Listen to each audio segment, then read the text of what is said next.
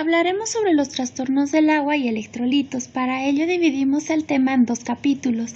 El capítulo 1 abordará metabolismo del agua y trastornos del sodio, y el capítulo 2 abordará trastornos del potasio, del calcio y del magnesio. Como bien saben, la proporción del agua va variando de acuerdo a la edad. Como pueden ver, el feto tiene una proporción de agua corporal total en relación a su peso corporal del 80%. Esta proporción va disminuyendo con el pasar de los años, de tal forma que un niño de 10 años, el agua corporal total que tiene corresponde al 60% de su peso corporal, como es en el adulto. Teóricamente, el líquido extracelular corresponde al 40% del agua corporal total y el líquido intracelular al 60%.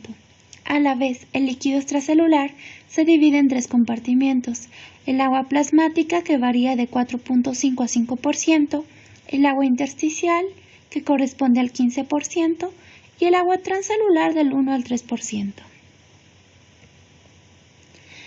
En esta gráfica se puede distinguir ambos compartimientos, el compartimiento intracelular, como habíamos mencionado, y el compartimiento extracelular, que a su vez se va a dividir en el líquido intersticial que rodea las células y el líquido intravascular que está por dentro de los vasos.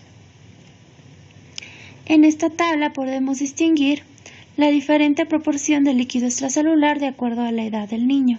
Como pueden ver, un niño de un día de vida tiene una proporción de líquido extracelular que corresponde al 43.9%. Esta a la vez se va disminuyendo con el pasar de los años, de tal forma que entre los 10 y 16 años esta proporción corresponde al 18.7%, y esto tiene un efecto en el porcentaje total del agua corporal total. En la siguiente gráfica podemos ver la distribución de los electrolitos de acuerdo a los diferentes compartimientos, ya sea extracelular e intracelular. Como pueden ver, la concentración de los diferentes electrolitos va variando. A nivel extracelular, el catión principal es el sodio, el cual se encuentra en mayor proporción, seguido del potasio y del calcio. Entre los aniones se encuentra el de mayor proporción, el cloro, seguido del bicarbonato. A nivel intracelular, lo contrario, el potasio es el principal catión, seguido del magnesio, y entre los aniones se encuentran los sulfatos, y las proteínas.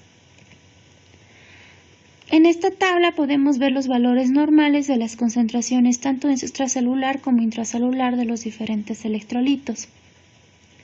El sodio varía de 135 a 145 miliequivalentes litro como valor normal a nivel extracelular. A nivel intracelular, su concentración es mucho menor, se encuentra entre 10 a 14 miliequivalentes. El potasio, por lo contrario, es menor su concentración a nivel extracelular, que varía de 3.5 a 5 miliequivalentes litro, y a nivel intracelular esto varía de 140 a 150, siendo el catión principal a nivel intracelular.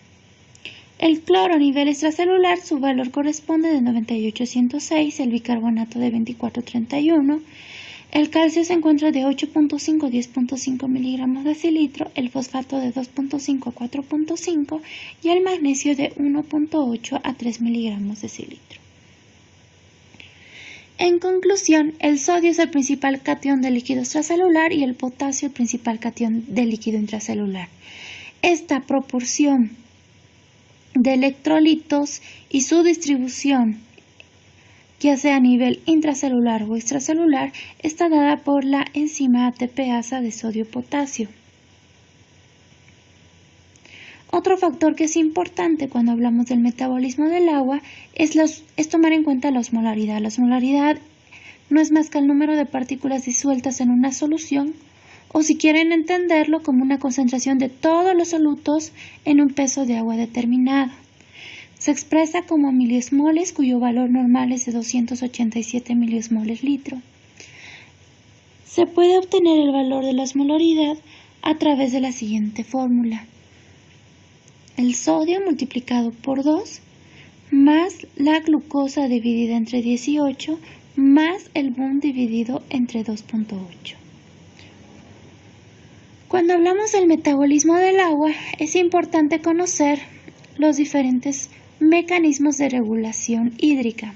Entre ellos se encuentran la sed, la hormona antidiurética y los mecanismos renales de concentración y dilución de la orina. Como bien saben, nosotros necesitamos 1 litro de agua al día para poder sobrevivir y compensar las pérdidas por riñón, pulmón y piel. Por tanto, podemos entender la sed como un mecanismo de compensación de la deshidratación, es decir, el deseo de ingerir agua. Para que se lleve a cabo este mecanismo, se necesita un estímulo, ya sea mínimo o máximo. La sensación mínima se dispara a partir de una osmolaridad cuyo valor es de 290 miliosmoles litro y la sensación máxima aparece alrededor de los 300 a 305 miliosmoles litro. En esta gráfica podemos ver el otro mecanismo que es la liberación de la hormona antidiurética. Ya sea por un estímulo a nivel de los osmoreceptores y vasoreceptores cardiopulmonares, es que va a haber una liberación a través de las neuronas supraópticas y paraventriculares que se encuentran a nivel del hipotálamo, que van a liberar a nivel del lóbulo posterior de la hipófisis la hormona antidiurética. Esta va a ir a actuar a nivel de los túbulos colectores por medio de la expresión de las acuaporinas, las cuales se van a encargar de reabsorber agua. Y de esta forma van a formar o una orina muy concentrada o una orina muy diluida.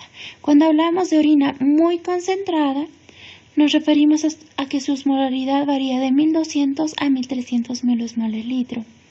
Por otro lado, cuando hablamos de una orina muy diluida, lo mínimo es de 50 miliosmoles litro. Para que se libere la hormona antidiurética, solo basta un incremento de la osmolaridad plasmática en 2.9. Como pueden ver en esta gráfica, son los dos mecanismos que íbamos mencionando, que a través de la regulación ya sea del volumen o de la osmolaridad se van a activar los osmoreceptores y vasoreceptores para llevarse a cabo el mecanismo de la sed, que nos va a permitir una mayor ingesta de agua, y la liberación de la hormona antidiurética, que va a reabsorber agua a nivel del riñón. Todo esto va a llevar a incremento de la volemia. En este gráfico podemos ver cómo es el mecanismo de acción de la hormona antidiurética. Esta va a activar los receptores que se encuentran en los túbulos colectores. A través de la proteína G va a activar a la adenilciclasa, que va a metabolizar el ATP en AMP cíclico. El AMP cíclico va a estimular a la proteína quinasa A, la cual va a actuar a nivel nuclear para la síntesis de proteínas que son las acuaporinas. Estas acuaporinas, ya sea a nivel vasolateral o apical, van a ayudar a traspasar el agua reabsorbida de la parte intraluminal hacia la parte vascular. Existen 3 receptores en los cuales va a actuar la hormona antidiurética, que son los siguientes: B1A, B1B y B2. El que nos interesa en este tema son los receptores B2, que van a actuar a través de las acuaporinas en la membrana vasolateral del túbulo colector. Y otras funciones que ejerce con los receptores B2 es a nivel del endotelio vascular, en el cual se va a liberar factor de von Willebrand y factor 8, y a nivel del músculo liso vascular que va a producir vasodilatación. Respecto a los otros receptores, tenemos B1A que actúa a nivel del músculo liso vascular, que va a tener un efecto contrario, que es la vasoconstricción y la hipertrofia miocárdica. A través de las plaquetas va a producir agregación plaquetaria, en los hepatocitos va a producir glucogenólisis y a nivel del miometrio va a producir contracción. Las B1B a nivel de la hipófisis anterior va a producir liberación de la hormona adrenocorticotrópica. Otro mecanismo de regulación del agua no es más que la concentración o dilución de la orina. Como bien saben, al tener una osmolaridad, en este caso como pueden ver en la gráfica 1, de 300, esto en un inicio se encuentra en un equilibrio. Por medio de las bombas tanto de sodio, potasio, cloro, se va a producir una reabsorción de estos electrolitos hacia la matriz medular. Y esto va a aumentar la osmolaridad. Para lograr regular y equilibrar la osmolaridad es que el agua va a pasar de la parte intraluminal hacia la médula, equilibrando de tal forma las osmolaridades. Este proceso se va repitiendo continuamente de tal forma que la concentración a nivel intramedular va incrementándose, de tal forma que esto va a permitir la reabsorción de agua y la concentración de la orina. Una de las enfermedades relacionadas a trastornos del metabolismo del agua es la diabetes insípida.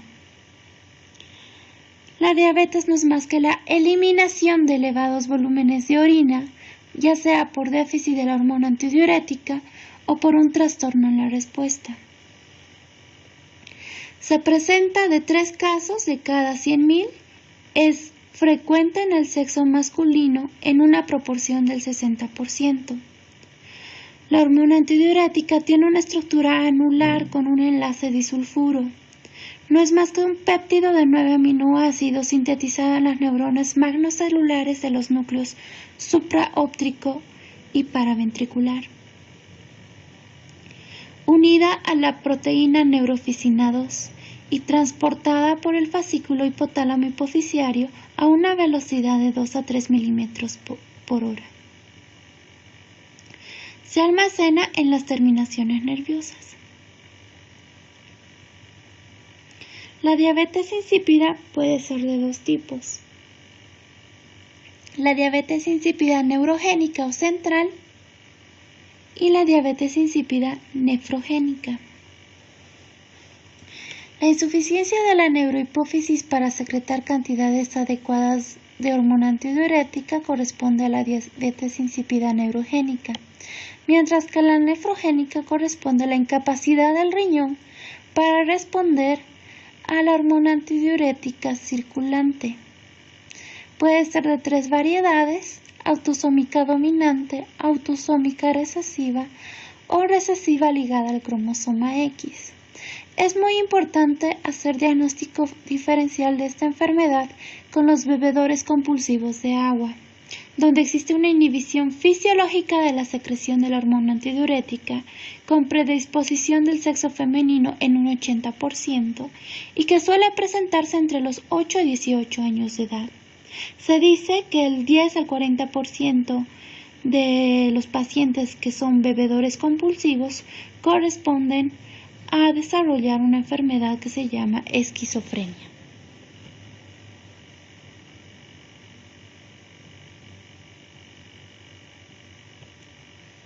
Existen diferentes causas que producen la diabetes insípida, de tal forma que tanto la proporción como la variedad de la etiología varía su presentación, ya sea hablando de niños o de adultos. Como pueden observar en los niños, la etiología principal son los tumores primarios de cerebro, que corresponden a un 50%. Entre ellos tenemos el craniofaringioma, el glioma, la leucemia, el linfoma, meningioma y el germinoma. Estos tumores son igual de frecuentes en los adultos, pero en menor proporción, correspondiendo al 30%. La segunda causa más frecuente es la de causa idiopática, que en los niños se encuentra en el 29% y en los adultos en el 25%. En los niños, la tercera causa más frecuente es la histiocytosis, seguida de el trauma de cráneo y de ciertas infecciones como ser la tuberculosis, meningitis, encefalitis, abscesos intracraneales y la sífilis. Por lo contrario, en los adultos, la tercera causa es el trauma cráneoencefálico, seguido de la cirugía, la neurocirugía, los carcinomas metastásicos, las hemorragias intracraneales y la granulomatosis, la sarcoidosis y el consumo de ciertos medicamentos como el alcohol, fenitoína y clonidina. Respecto a la diabetes insípida nefrogénica adquirida, entre las causas más frecuentes se encuentran las inducidas por drogas, seguidas de los desórdenes sistémicos, electrolítico y neoplasias.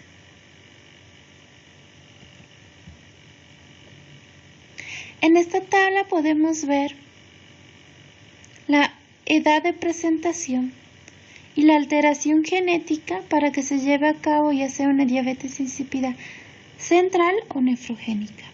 Por ejemplo, la diabetes insípida central autosómica dominante presenta una mutación en el gen PREPRO de la hormona antidiurética y su edad de presentación es por encima del año de edad. La diabetes insípida central de tipo autosómico recesivo se debe de lesiones mitocondriales 4p16 y se presenta en menores de 1 año.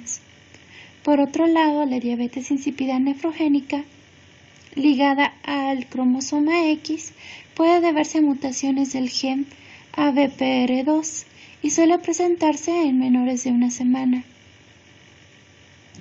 La diabetes insípida nefrogénica autosómica recesiva o dominante se debe también a mutaciones de genes de la coporina y al igual se presentan en menores de 1 semana. ¿Cuál es la clínica o sintomatología de la diabetes insípida? Principalmente la poliuria, que es mayor a 5 ml/kg o mayor a 100 ml/m². Presentan una orina diluida, con presencia de hipernatremia, deshidratación, polidipsia, vómitos, puede asociarse a estreñimiento y disminución del peso y la talla.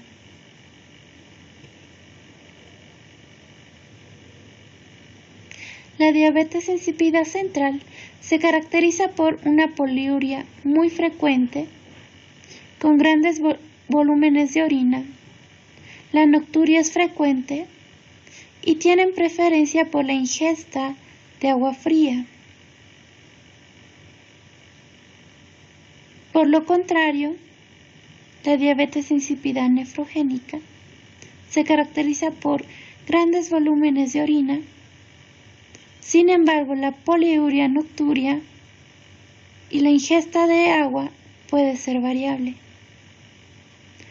Lo mismo sucede con los bebedores compulsivos de agua, donde estas 4 características pueden variar. Por ende, como criterios para definir diabetes insípida podemos decir que debe existir poliuria que exceda 5 ml/kg, densidad urinaria menor a 1010, sodio sérico mayor a 145 milimoles litro. La osmolaridad sérica aumentada más glucemia y uremia normal nos hace sospechar de una deficiencia o incremento de la hormona antidiurética, mientras que una osmolaridad baja sérica más una osmolaridad urinaria baja nos hace pensar en un bebedor compulsivo de agua.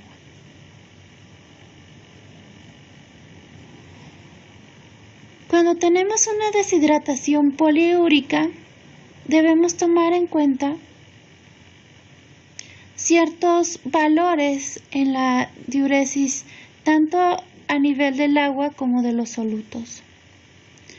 De tal forma que cuando valoramos los solutos debemos tomar en cuenta la osmolaridad de la orina y el clearance osmótico. Respecto al agua, debemos tomar en cuenta la osmolaridad tanto del plasma como de la orina y la diferencia entre ambas. Tomamos en cuenta también el clearance osmótico, que es menor a 3 ml minuto. Debe existir poliuria mayor a 5 mililitros kilogramo por hora y también debe haber una densidad urinaria menor a 1010. Cuando cumplen todos estos criterios y sospechamos de que se pueda tratar de una diabetes insípida, debemos hacer la prueba de deprivación de agua, donde lo que buscamos es encontrar que haya una elevación de la osmolaridad plasmática por encima de 10 miliosmoles kilogramo de la línea basal y una densidad urinaria menor a 1010. Cuando encontramos estos datos podemos hablar de una diabetes insípida. Una vez dado el diagnóstico de diabetes insípida, debemos descartar si se trata de una diabetes insípida central o nefrogénica o si se trata de un bebedor compulsivo de agua. Para ello debemos administrar la hormona, ya sea en forma de vasopresina o desmopresina, 5 microgramos en neonatos, 10 microgramos para infantes y 20 microgramos para niños. Una vez administrada esta hormona, debemos valorar la osmolaridad urinaria. Si esta osmolaridad urinaria es menor a 200, estamos hablando de una diabetes insípida nefrogénica. Si esta es mayor a 400, de una diabetes insípida central. Pero si esta es mayor a 750 milosmoles kilo, estamos hablando de un bebedor compulsivo de agua. Entonces, ¿en qué consiste el test de deprivación de agua? Debemos tomar una osmolaridad y electrolitos séricos y urinarios basales. Una vez que tenemos estos valores, debemos aplicar esta prueba, que consiste en deprivar de líquidos después del desayuno hasta que el niño presente una deshidratación importante. Se lo debe pesar cada 2 horas y debemos valorar si la deshidratación corresponde a un 3 a 5% del peso corporal. Se debe ir monitorizando la densidad urinaria cada hora. Si llegamos a una densidad urinaria mayor o igual a 1014, debemos terminar el test y medir nuevamente la osmolaridad urinaria y sérica.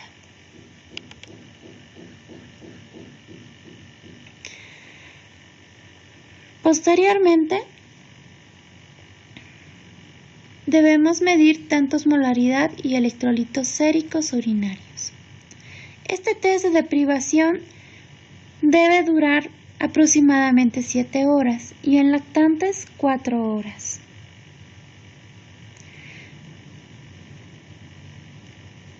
Debemos valorar si existe poliuria después de la administración de la hormona antidiurética.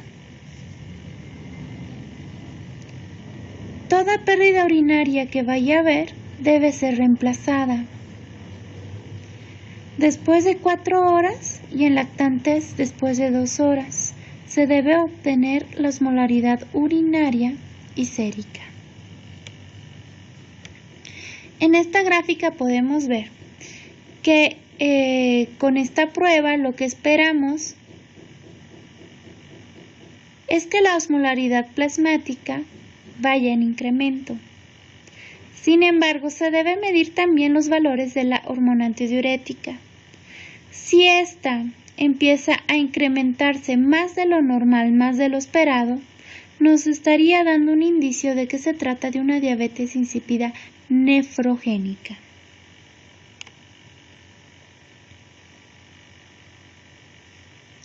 En esta tabla podemos distinguir cómo es el comportamiento de diferentes factores que se deben valorar para distinguir si se trata de una diabetes insípida central o nefrogénica o si se trata de un bebedor compulsivo de agua. Esta tabla está dada básicamente en adultos. Como pueden ver, el volumen urinario en un adulto varía de 500 a 1 litro. En la diabetes insípida central, este valor suele ser mucho mayor, llegando a tener volúmenes urinarios entre 4 a 10 litros. En la diabetes insípida nefrogénica, las pérdidas urinarias son similares, mientras que en el bebedor compulsivo, estas pueden variar, ya sea de 2.5 inclusive hasta 20 litros. El sodio sérico normal es de 135 a 145.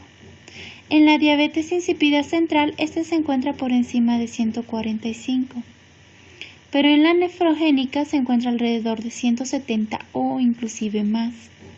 En el bebedor compulsivo de agua, el valor se encuentra alrededor de 140. La osmolaridad sérica normal es de 280 miliosmoles. En la diabetes insípida central y nefrogénica se encuentran por encima de 300, mientras que en el bebedor compulsivo de agua este valor corresponde a menos de 280. La densidad urinaria en la diabetes insípida se encuentra por debajo de 1010 y en el bebedor compulsivo de agua por debajo de 1020. Lo normal es que sea un valor mayor a 1010. La osmolaridad urinaria igual varía.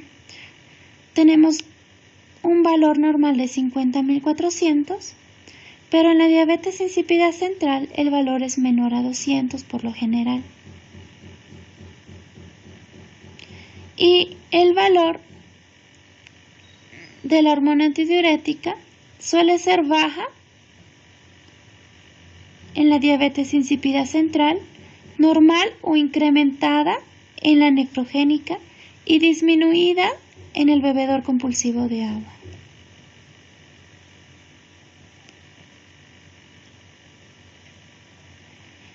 Después de la deprivación de líquidos, lo que queremos encontrar en una diabetes insípida central es que la osmolaridad urinaria esté baja.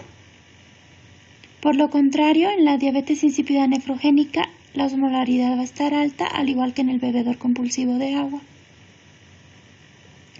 El valor de la hormona antidiurética en la diabetes insípida central va a estar por debajo de 200.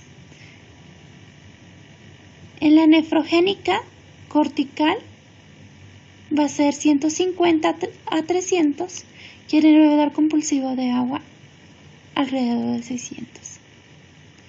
Después de que se administra la hormona antidiurética, existe un cambio de la osmolaridad urinaria. Se dice que esta osmolaridad disminuye por debajo del 50% en la diabetes insípida central o nefrogénica y en sí no tiene un efecto mayor en el bebedor compulsivo de agua.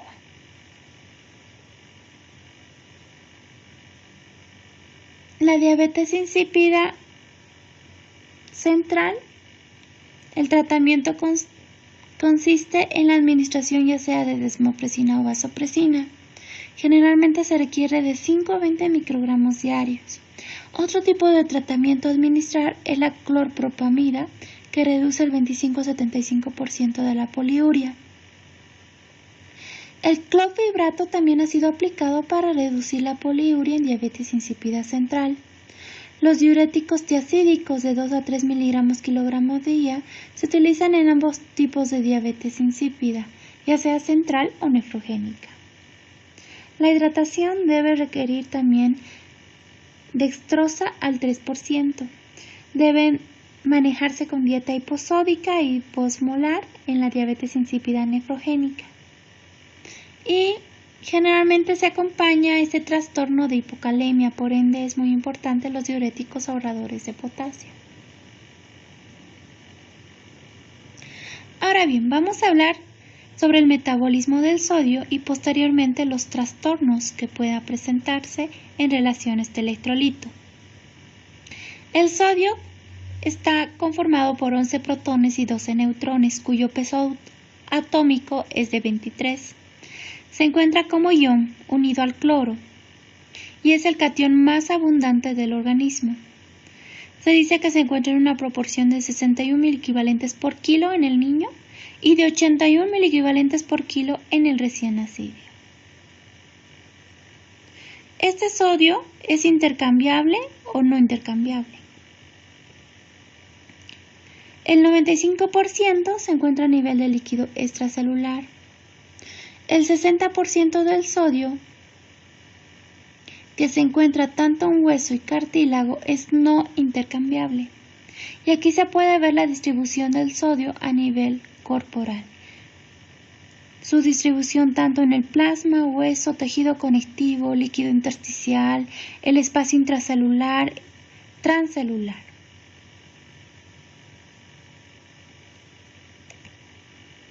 ¿Cuáles son las funciones del sodio? Mantener el volumen y la osmolaridad del líquido extracelular, mantener el tamaño del líquido extracelular, interviene en el equilibrio ácido-base. Es un factor importante para el desarrollo de la hipertensión arterial y también interviene en lo que es el crecimiento normal.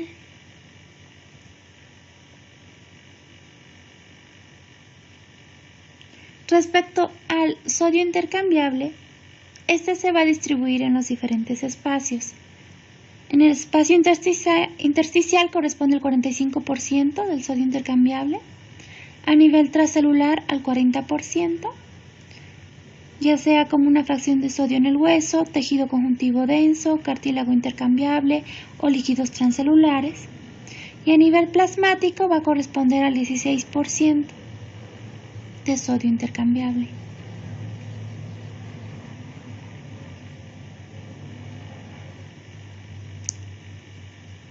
Las diferentes concentraciones de sodio van a tener un efecto a nivel de los vasoreceptores. Existen vasoreceptores de baja presión y vasoreceptores de alta presión. Los vasoreceptores de baja presión están relacionados con los que liberan hormona antidiurética y el factor natriurético auricular. Por otro lado, los vasoreceptores de alta presión se encuentran a nivel del arco aórtico, del seno carotídeo y del aparato yuxtaglomerular donde se libera la renina. Por tanto, cuando existe un incremento del volumen circulante efectivo, existe un estiramiento de los vasoreceptores de la aurícula izquierda. Esto va a activar a las células que se encuentran a nivel del tallo cerebral y de la médula, donde se va a inhibir el sistema simpático y va a excitar el centro cardioinhibitorio. Va a haber una descarga vagal y parasimpática.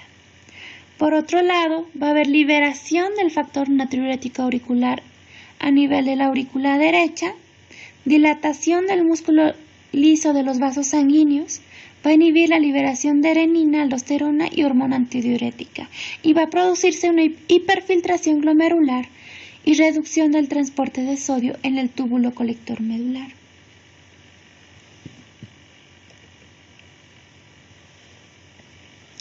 Como mecanismos eferentes tenemos los siguientes: el sistema renina-angiotensina, que se va a caracterizar por producir un efecto de reabsorción de sodio a nivel de los túbulos renales, va a estimular la liberación de la hormona antidiurética y la sed y va a restaurar el líquido extracelular. La endotelina va a producir vasoconstricción, retención de sodio y disminución de la tasa de filtrado glomerular. Los nervios renales van a producir una vasoconstricción renal con disminución de la tasa de filtrado glomerular e incremento de la absorción de sodio. Por otro lado, el factor natriurético auricular va a producir un incremento de la tasa de filtrado glomerular, diuresis y natriuresis, y va a disminuir el líquido extracelular. Las prostaglandinas E2 y 2 incrementan la tasa de filtrado glomerular, lo que promueve la excreción de sodio. Las quininas va a producir vasodilatación renal y natriuresis por reducción de la absorción del sodio. Y el óxido nítrico va a incrementar la tasa de filtrado glomerular, va a inhibir la ATPasa de sodio-potasio y va a generar natriuresis.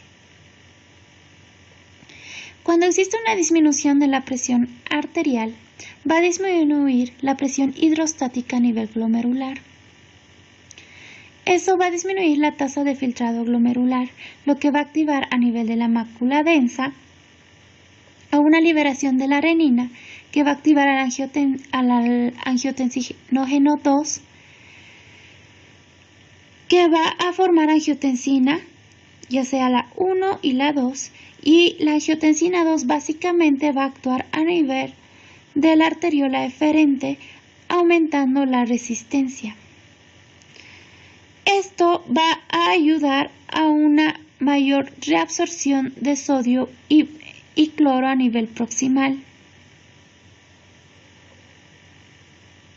Una vez que mejora la volemia, se va a producir una dilatación de la de la arteriola aferente. En esta gráfica podemos ver los distintos segmentos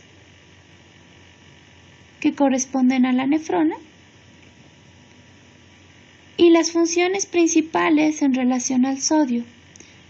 Como ustedes saben, el túbulo contorneado proximal produce una reabsorción del 60% de sodio, además de otras sustancias como ser glucosa, aminoácidos, bicarbonato, cloro, potasio.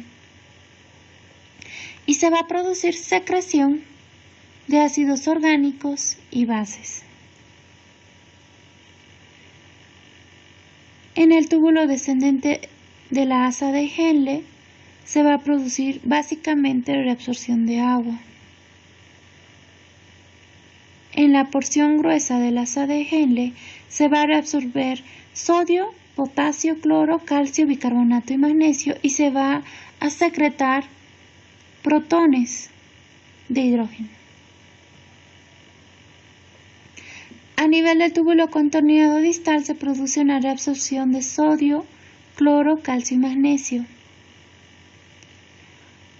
A nivel del túbulo colector y del túbulo contorneado distal se va a producir reabsorción de sodio, cloro con secreción de potasio, y a la vez a nivel de otras células, de las células intercaladas, se va a producir reabsorción de potasio y bicarbonato con liberación de hidrogeniones.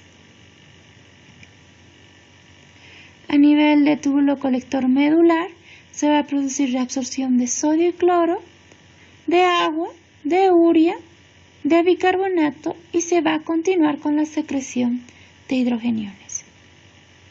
Ahora bien, ¿cuáles son los trastornos del sodio? Pues la hiponatremia y la hipernatremia. Hablaremos de estos dos trastornos a continuación. Cuando hablamos de los trastornos del sodio, debemos distinguir si se trata de un trastorno real o no. Cuando hablamos de trastornos reales, nos basamos básicamente entre lo que es la hiponatremia y la hipernatremia. Cuando hablamos de hiponatremia, el efecto ante esta situación es un movimiento de agua a nivel extracelular, a nivel intracelular. Y cuando hablamos de hipernatremia, existe una respuesta en relación al movimiento del agua, que es de la parte celular al compartimiento extracelular. Como habíamos mencionado, es muy importante la osmolaridad cuando hablamos del metabolismo del agua para llegar a un equilibrio hídrico. Cuando existe hiponatremia, estamos hablando de que la osmolaridad sérica también está disminuida. Por ende, el agua va a pasar a la célula y va a producir un edema celular. Cuando existe hipernatremia, por lo contrario, el agua intracelular va a pasar a la parte extracelular para ayudar a concentrar a este nivel y producirse un equilibrio de las osmolaridades. En esta gráfica podemos ver que cuando hablamos de normonatremia, el valor oscila entre 135 a 145 miliosmoles litro. Una hipernatremia leve corresponde a un valor mayor a 145 y severa cuando este valor es mayor a 155. Por lo contrario, una hiponatremia leve se debe a un valor menor a 135 y una hiponatremia severa por debajo de 125. Hablemos sobre las hipernatremias. Principios generales. La hipernatremia no es una enfermedad. Se podría decir que es un síndrome. Por ende, es muy importante cuando hay un trastorno del sodio buscar la causa que está produciendo este trastorno.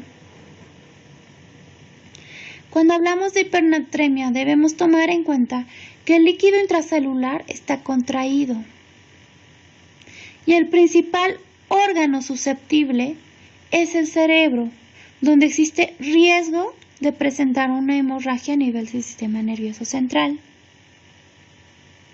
Por otro lado, debemos tomar en cuenta la osmolaridad urinaria, porque esto nos va a ayudar a determinar el tipo de hipernatremia que pueda estar cursando el niño. El tratamiento se basa básicamente en detenerse las pérdidas de agua libre y en administrar una solución hipotónica. Por definición, podemos entender la hipernatremia como una concentración mayor a 150 miliequivalentes litro. Para compensar esta concentración, existe una estimulación de liberación de la hormona antidiurética y de la sed. Y se presenta cuando hay una deshidratación o hidratación normal o cuando hay sobrehidratación. Por eso es muy importante valorar la volemia del niño cuando tenemos un valor de hipernatremia, ya que el manejo va a variar de acuerdo a estas circunstancias. Causas de hipernatremia. Entre ellas tenemos la ganancia de sal, la pérdida de líquidos hipotónicos o la pérdida de agua pura. Cuando hablamos de ganancia de sal, incluimos las siguientes consideraciones: la administración de bicarbonato de sodio o la preparación inadecuada de sales de hidratación. Cuando hablamos de pérdida de líquidos hipotónicos, puede ser debido a una diarrea, a una displasia renal, a una diuresis osmótica, a diabetes mellitus o a una uropatía obstructiva. Cuando hablamos de pérdida de agua pura, puede deberse a una diabetes insípida central o nefrogénica. Entonces, cuando tenemos un valor de hipernatremia por una concentración sérica de sodio mayor a 150, debemos valorar en primera instancia la volemia. Si esta se trata de una hipovolemia, debemos también solicitar electrolitos urinarios. Si la pérdida de sodio a nivel urinario es mayor a 20, nos hablará de pérdidas renales de sodio, que podrá deberse a una enfermedad renal intrínseca, a procesos obstructivos o a diuréticos.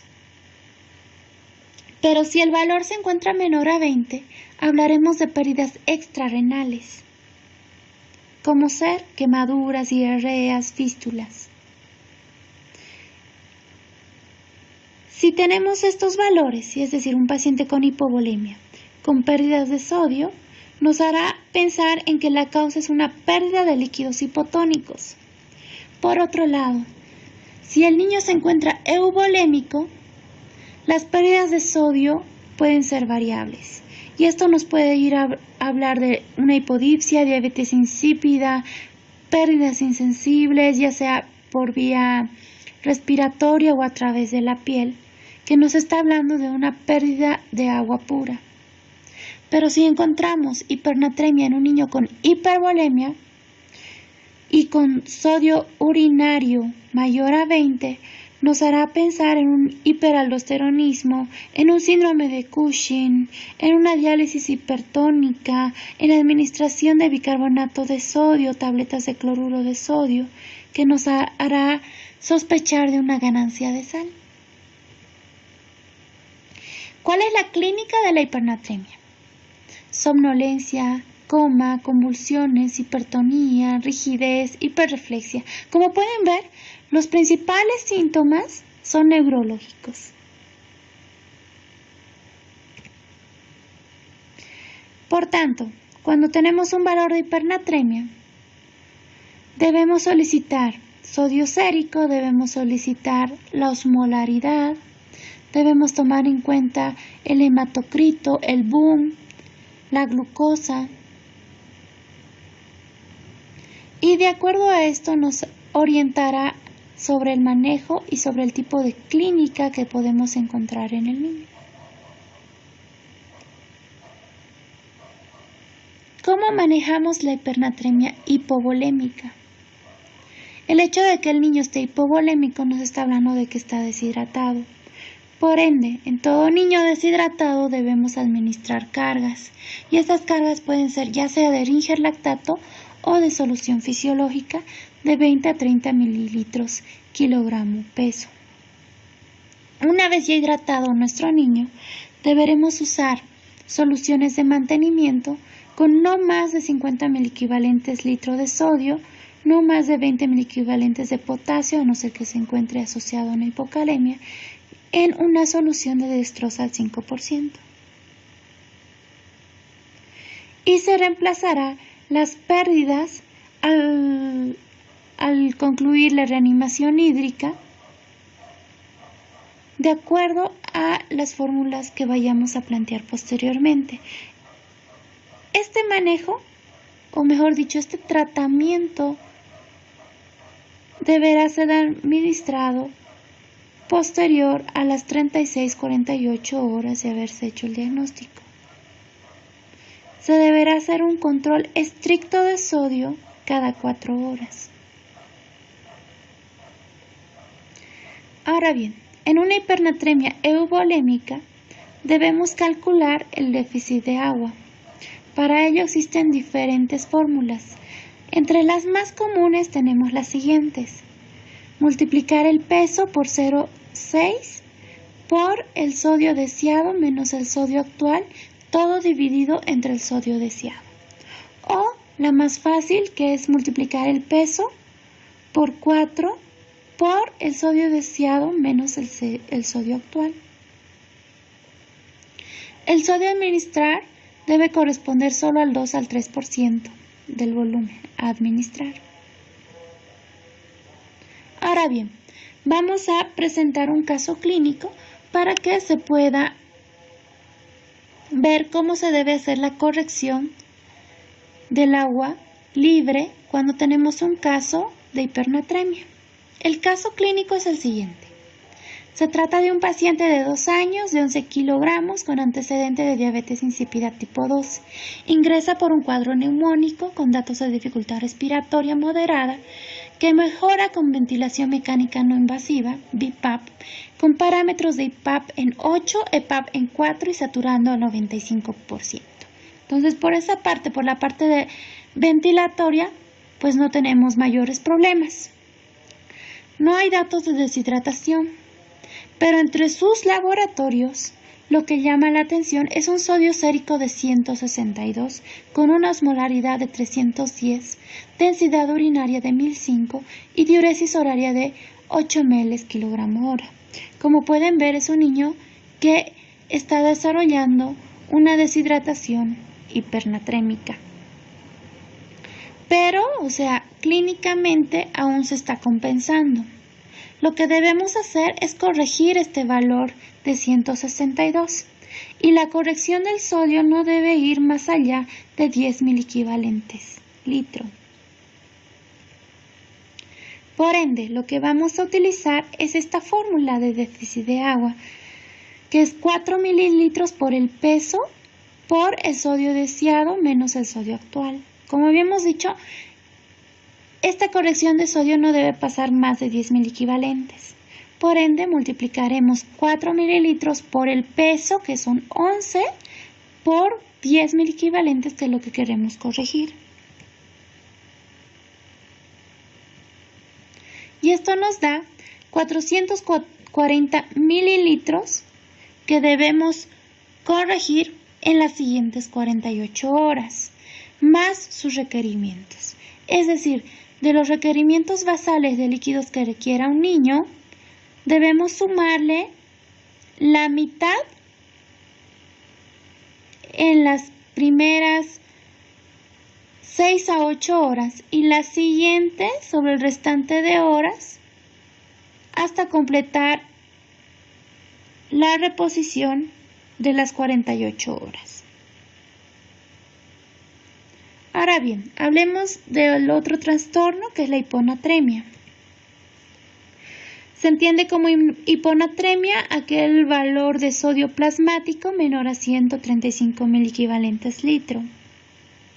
La hiponatremia real, la verdadera, equivale a una hiposmolaridad. Y para que haya una osmolaridad normal en nuestro organismo debe existir un adecuado funcionamiento del eje SED neurohipófisis-riñón. Ahora bien, cuando existe hiponatremia,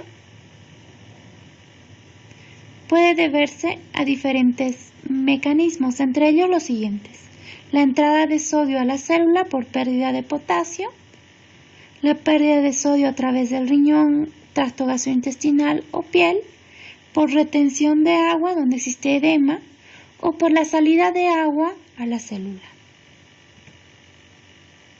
Causas de hiponatremia hipovolémica.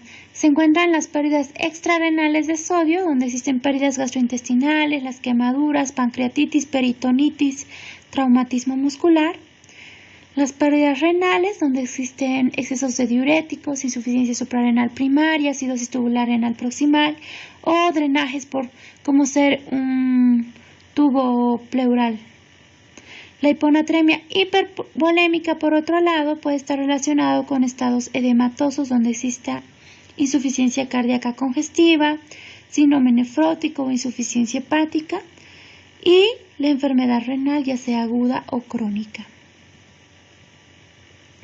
Por otro lado, la hiponatremia euvolémica está relacionada con intoxicaciones por agua o por excesos de la secreción de la hormona antidiurética, como el SHIHAD, la meningitis, el trauma cráneoencefálico, el síndrome Guillain-Barré, la hemorragia subaracnoidea, drogas o de causa pulmonar, cardíaca o hepática.